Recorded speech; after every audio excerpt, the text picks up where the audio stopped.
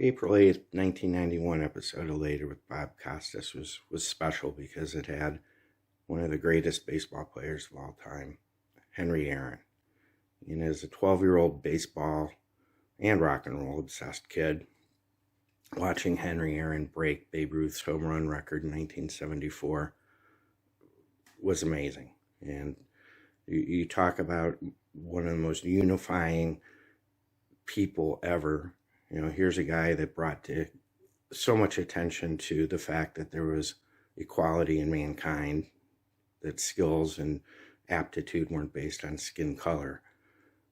And at the same time, he was getting so harassed by the extreme right-wing, southern racist people threatening himself and his family that he said he barely even remembered conquering Babe Ruth's pillar of a record, the all-time home run record.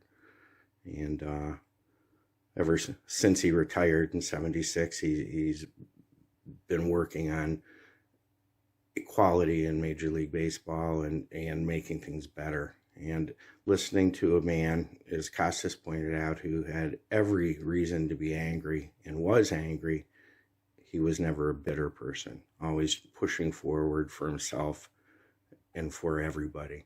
And so this is a great, great, great interview with whether you like baseball or not, and so appropriate for the time. So this is Henry Aaron from the April 8th, 91 Later.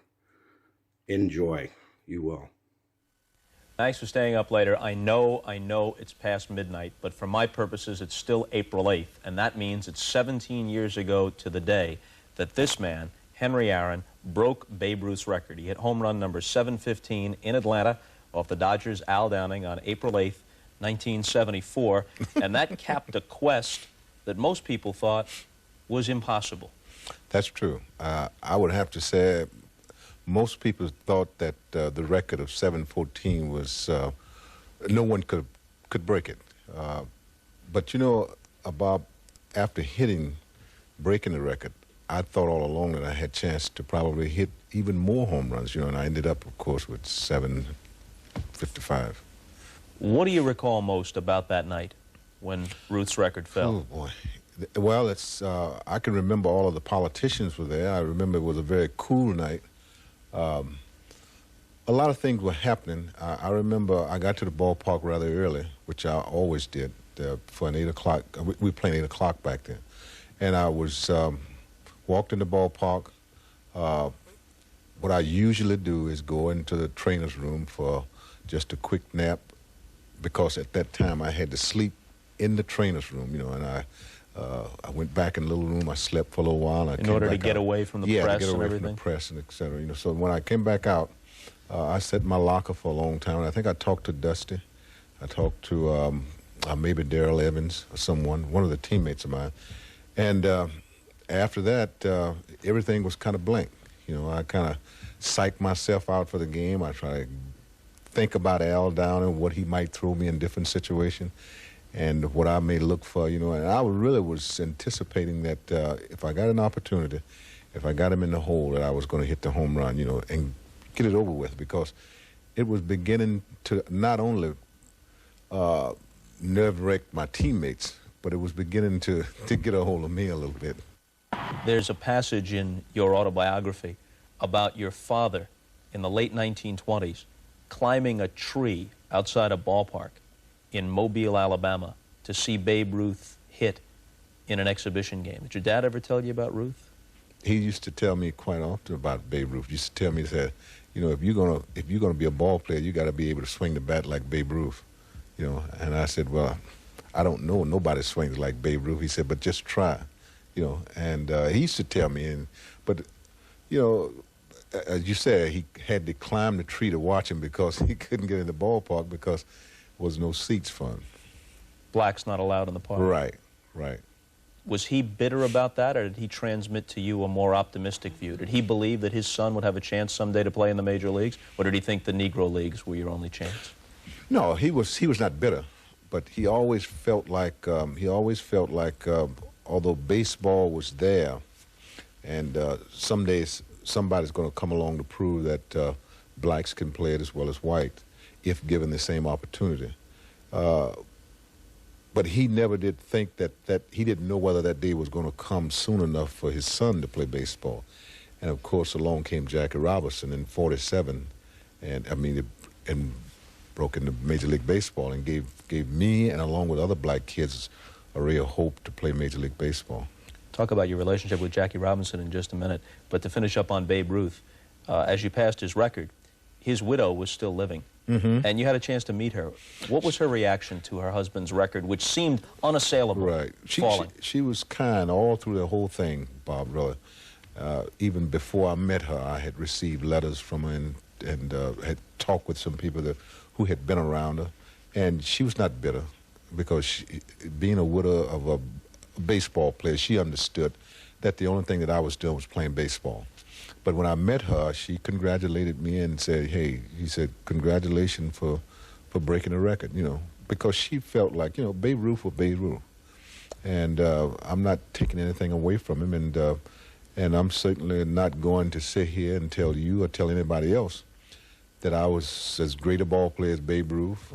That's for other people to judge me by.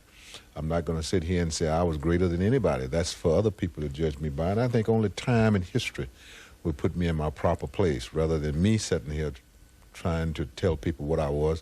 I think eventually people are going to say, well, you know, he belongs where he's supposed to be, on top or second or third. That's where he's supposed to be. There's no denying the fact that while hitting 715 home runs was a tremendous achievement, it wasn't a time entirely of happiness for you. There were a lot of really ugly things connected with it. Oh, yeah, in more ways than one.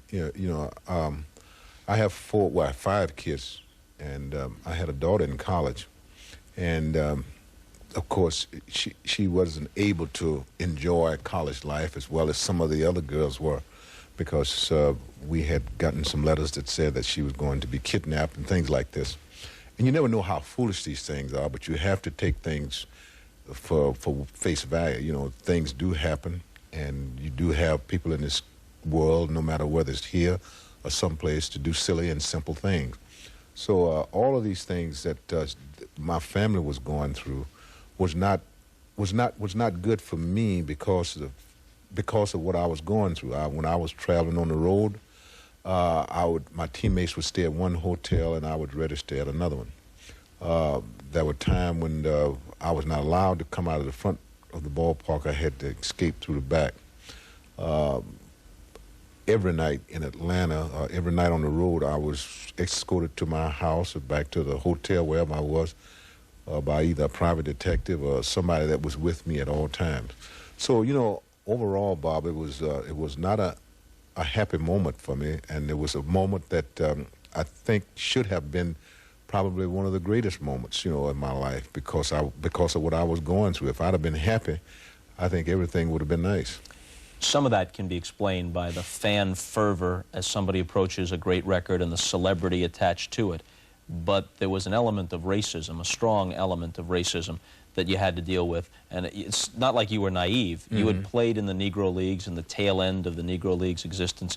You had known blatant segregation when playing in the old Sally League or when going to spring training in Florida.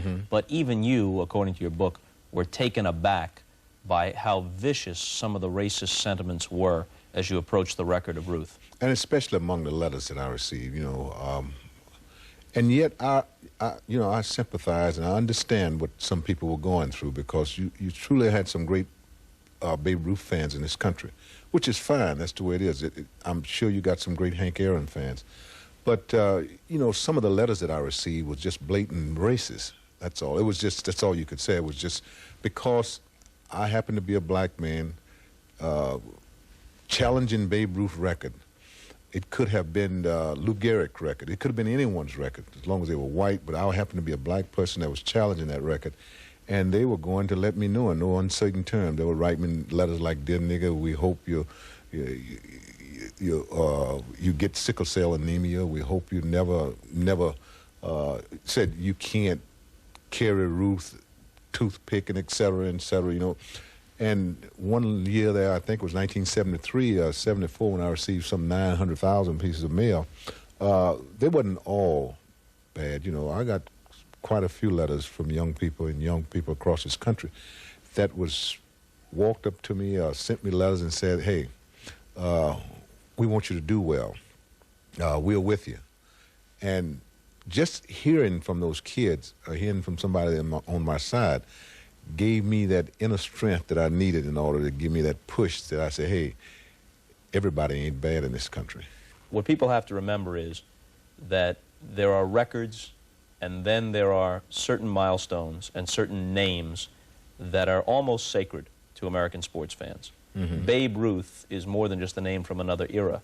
It seems almost like a name from another galaxy. Right. People who wouldn't know a sacrifice from a hit and run know who Babe Ruth is. That's true. A larger-than-life figure. Mm-hmm. And there were a lot of fans who had a tough time coming to grips with anyone other than Babe Ruth being the home run champion. Some had a tough time just because they admired Ruth, the ball player. Mm-hmm. But others obviously had a tough time because if someone was going to break it, they didn't want it to be a black man. Right, right. And you're absolutely right. And then if they had to choose a ball player or 2 or 3 ball players that they would rather have to break the record, well, quite naturally, it would have been Mickey Mantle would have been the first one. And, of course, Willie would have been in there somewhere, Willie Mays, since they all were New York-born players. And then probably Herman Killebrew, and then they would probably put me just like they always have. And, oh, we think there's a guy down in Atlanta has an outside chance. Who is it? What's his name? Hank Aaron.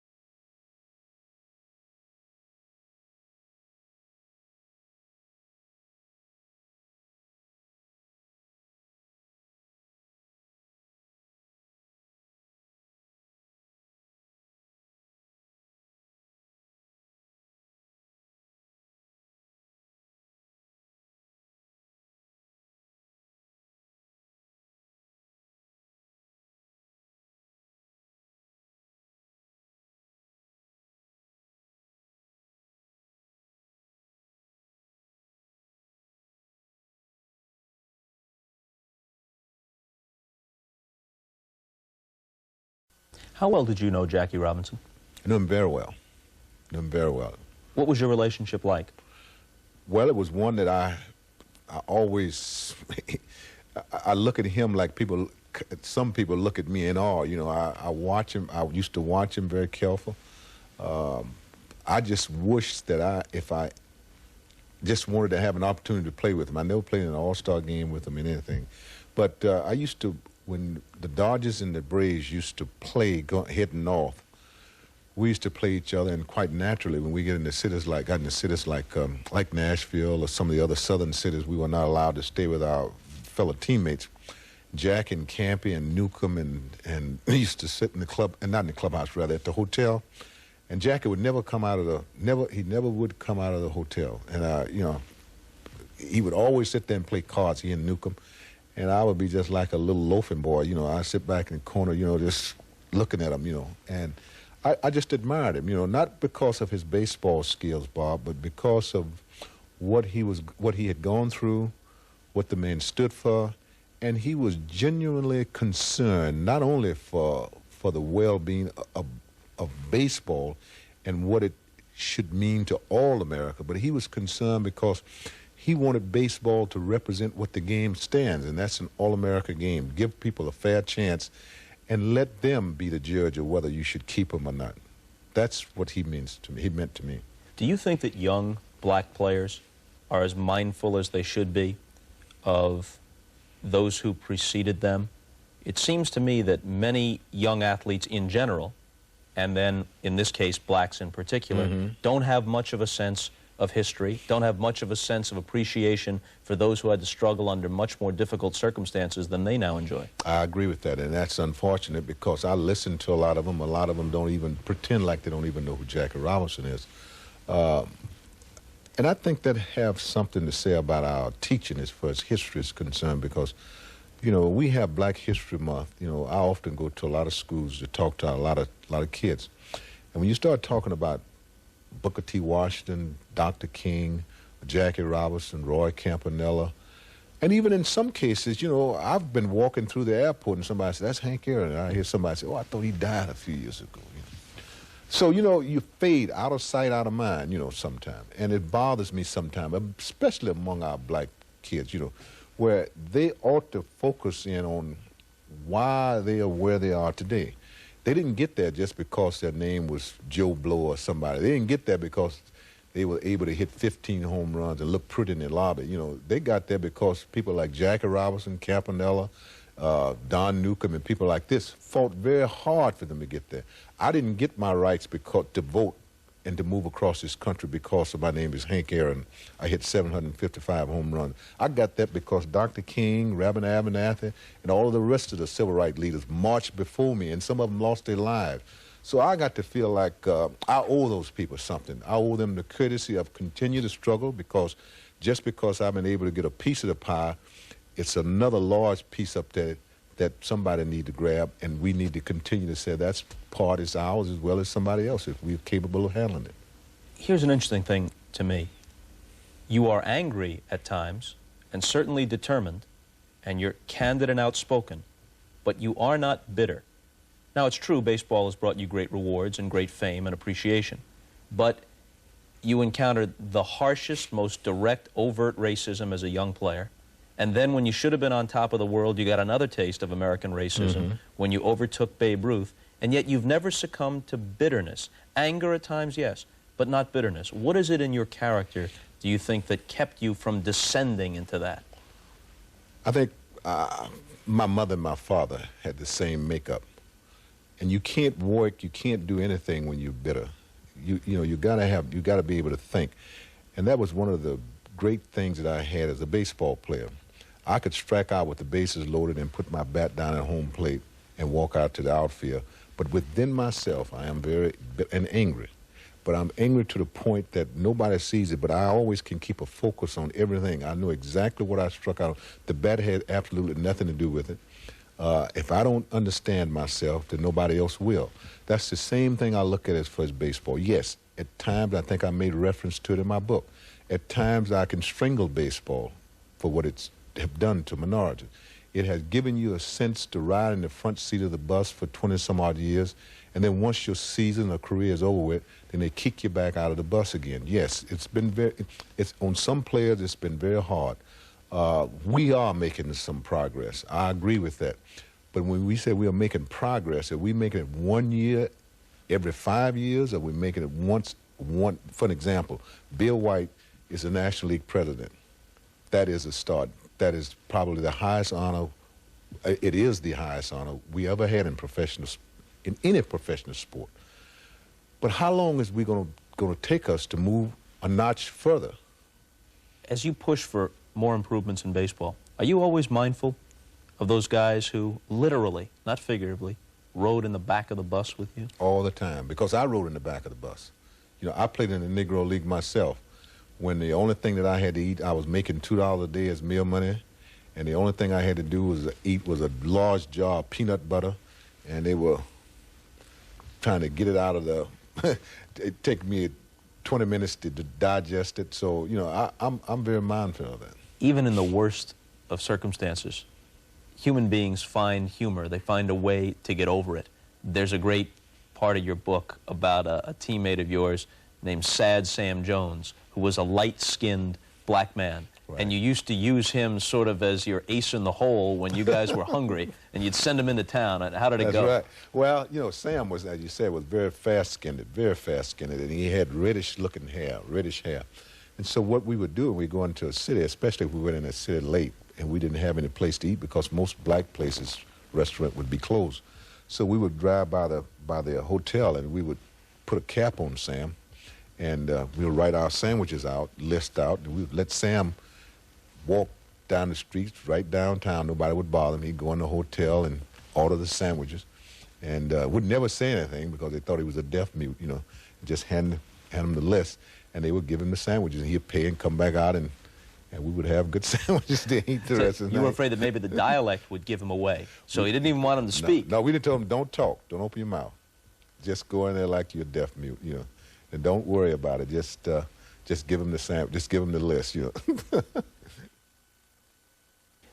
How much good do you think baseball in particular, and sports in general, has done for the cause of racial equality in America? Even with all the imperfections thrown in the overview, how much good do you think it's done? I think it's the only game, or the only thing in our country where, as long as I can remember, where a black person, a white person can go to the same ballpark, rub shoulders, black heck, and root for the same person, and then walk out the ballpark and be mad as hell at each other.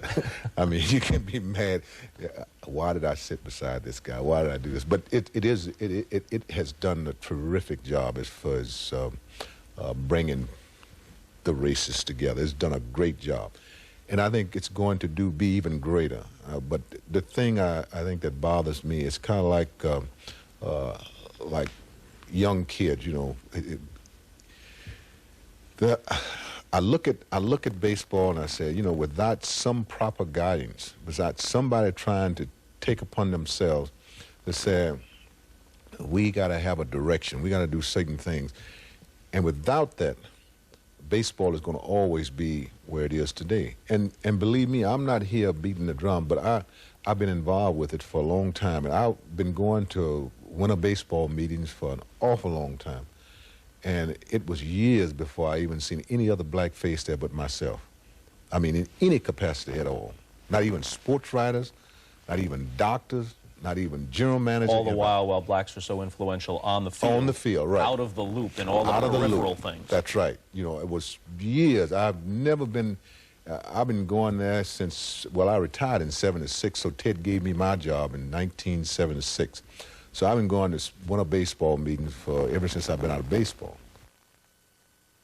Aaron's autobiography is not your usual sports book. It's I Had a Hammer, the life story of baseball's home run king. We thank him very much for being here. 17 years to the day after he broke Babe Ruth's record with his 715th home run. We'll be back again with Hank during All-Star Week of the baseball season to talk about some specifically baseball-related stories. We'll look forward to that, and until then, see you later.